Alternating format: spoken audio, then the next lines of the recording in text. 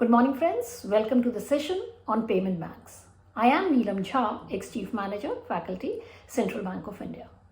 This session is divided in two parts. In the first part, I'll be explaining the journey and objectives of payment bank, and in the second part, we'll deal with the reasons of payment bank module not being as successful as it was envisioned.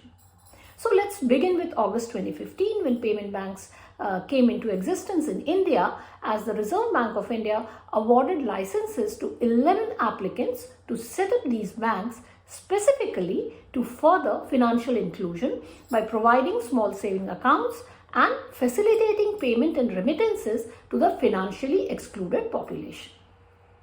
As of now, there are only 6 active players in the segment, and they are Airtel Payment Bank, Paytm Payment Bank, India Post Payment Bank, Fino Payment Bank, NSDL Payment Bank and Jio Payment Bank. The payment banks are given the status of scheduled banks under the section 42(6)(a) of the Reserve Bank of India Act 1934, but the words payment bank have to be used by the companies in their name in order to differentiate it from other banks. And yes, they also need to maintain the statutory cash reserve ratio as decided by the RBI from time to time. Then 75% of their deposits has to be parked with government securities of 1 year maturity, and the balance can be kept with commercial banks. See, a payment bank is just like any other bank, but operating on a smaller scale without involving any credit risk. In simple words, it can carry out most banking operations but can't advance loans. It can accept demand deposits up to rupees 2 lakh from the customers. They can offer remittance services, mobile payments, transfers, purchases and other banking services like ATM, debit cards, net banking and third-party fund transfers. Payment banks, however, cannot issue credit cards. They can deal with non-risk sharing simple financial service activities including mutual fund unit distribution, insurance solution products, then pension solution products, etc., adhering to the terms and conditions as imposed by RBI. Now coming to their performance. To put things in perspective, with the interest rate cycle turning positive, it has helped the payment banks to realize float income from their deposits. Still, a larger question looms. Why has the payment bank model not evolved in the expected manner?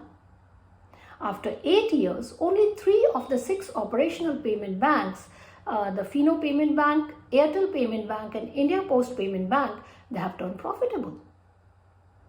So, it cannot be denied that their main challenges have been high operating expenses, low revenue margin and competition from peers and small finance banks.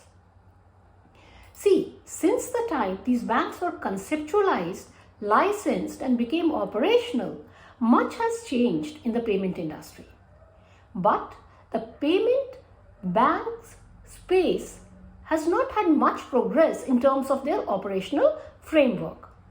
Unlike the other categories of banking channels such as small finance bank, which have seen significant changes to their guidelines from the time that they were brought into force.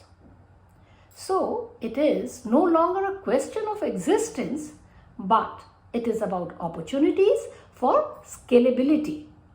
And a question that crops up here, has the time come for banking regulator to consider the payment bank to operate in the small ticket retail loan space? Because ultimately, if they have to build a balance sheet, they need to focus on building assets.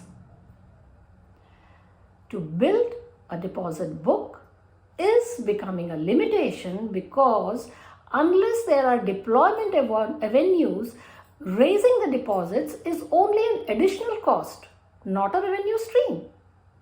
Further, depending only on treasury gains from government securities may not be a viable option from the deposit deployment perspective.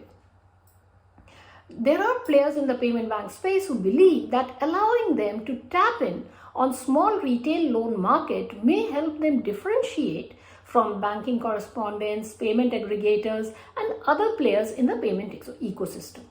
I agree. it could be a viable option. So, what is the road ahead? Payment banks as a model per se do have some question marks. They need to rethink whether they want to carry on business with a banking license, which means higher cost structure and more compliance, or go down the path of fintechs, who except for raising CASA can do the same with more flexibility and agility given how the business models and regulations are changing.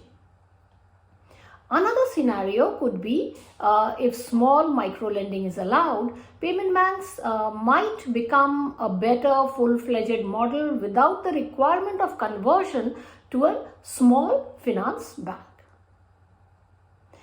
It is not an easy path for payment banks to drive customers into digital accounts by offering payment services alone.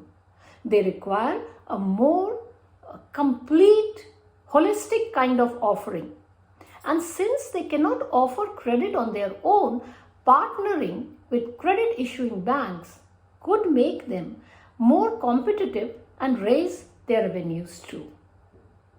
So that was all for today's session. Thank you.